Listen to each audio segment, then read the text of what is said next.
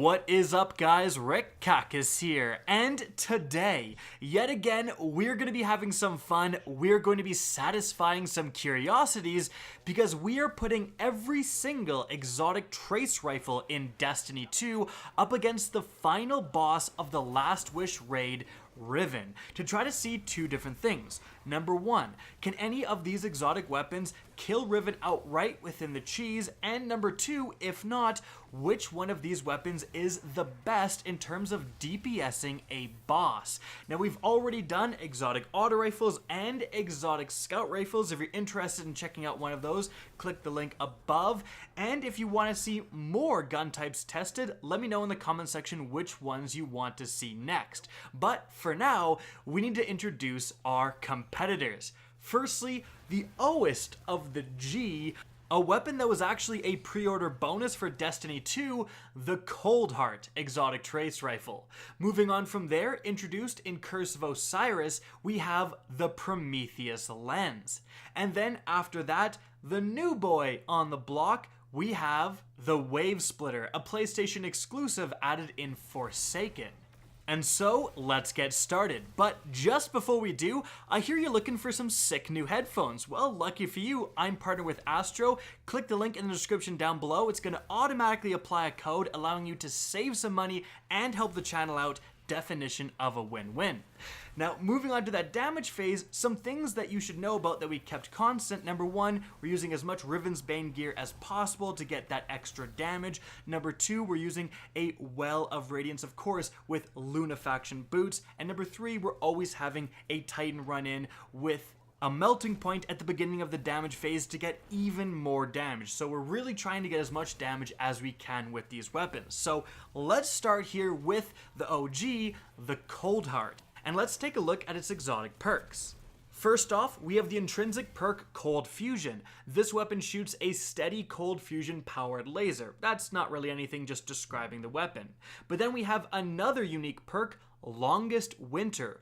Coldheart's laser does exponentially more damage the longer it remains on target, and that perk is why it was, and actually still is, great at DPSing bosses. But what can it actually do against Riven? Well, as you can see, an actually pretty decent amount of damage. We're able to get Riven easily below half health, and looking at the numbers here, one of us was able to cross the 2 million damage threshold, and the rest of us really weren't that far behind. In fact, this is actually more than double of the highest weapon we've tested so far in this series, which was the Cerberus +1 auto rifle. So, that is the Coldheart, and now it's time to move on to our next competitor, the Prometheus Lens. Its intrinsic exotic perk is Prismatic Inferno. Fires a solar trace beam and generates a damaging heat field that grows while the weapon continues to fire. Now, it has another unique perk here with Flame Refraction. Kills with this weapon return a fraction of the ammo used to the magazine from reserves, extending the beam's duration. So great when you're damaging groups of enemies, but pretty useless when you have a boss DPS scenario. However, will this do anything weird involving the growing heat field that does damage over a large area? And in fact, we were actually worried about hitting Riven's eyes. If you're shooting her constantly, that heat field is going to grow and grow and grow. Is it going to grow large enough that's actually going to start popping her eyes? So we were constantly screaming during the damage phase, you know, lower the laser, lower it, oh my goodness. But turns out, nope, didn't pop any of Riven's eyes. The heat field didn't do anything special in terms of hitting multiple hitboxes at the same time or anything, and as you can see with the damage numbers, substantially less than Coldheart, in fact less than half. No one crossed the 1 million damage threshold. So Prometheus Lens really not looking too good. But we do have one more competitor here with the new boy, the Wavesplitter, and this has a lot of quirks to it. So firstly, the intrinsic perk is Harmonic Laser. Laser damage has 3 power levels that oscillate while the trigger is held down. So essentially you're going to be shooting this weapon consistently and be doing not too much damage, medium damage, and then very high damage. But it's got another unique perk here with supercharged battery. Collecting an orb of light grants a short period of maximum power that starts with an automatic reload. So essentially, if you do pick up an orb of light, you are going to automatically go to that full power mode for a certain period of time. So, there's actually quite a few different things you can do and manipulate with this weapon. So we had to do quite a few different damage phases to test everything out. Firstly, doing everything normal exactly like we did with the other trace rifles. As you can see, the damage was decent but not super impressive. Basically, all of us crossed the 1,000,000 damage threshold, but none of us came close to the Coldheart.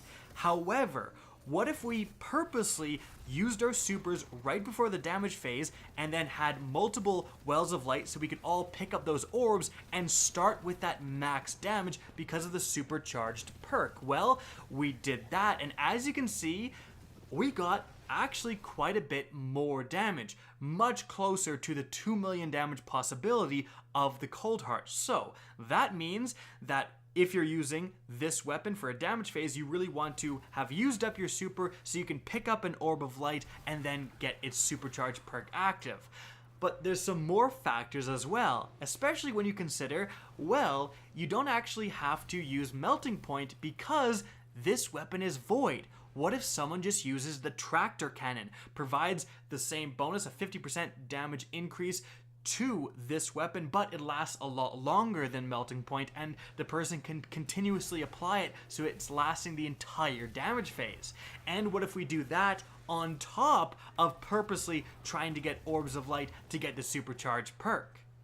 So we did one mega damage phase with all of that stuff. We even had one person shoot Riven in the mouth with Celestial to produce orbs mid gunfight, so we would constantly get that supercharged up. And as you can see, with the Wavesplitter, we're able to almost get Riven down to like a quarter health, much past her half health mark, and that's pretty impressive for just a random trace rifle. By utilizing the orb mechanic in combination with the tractor cannon, this thing is capable of putting out some actually serious damage.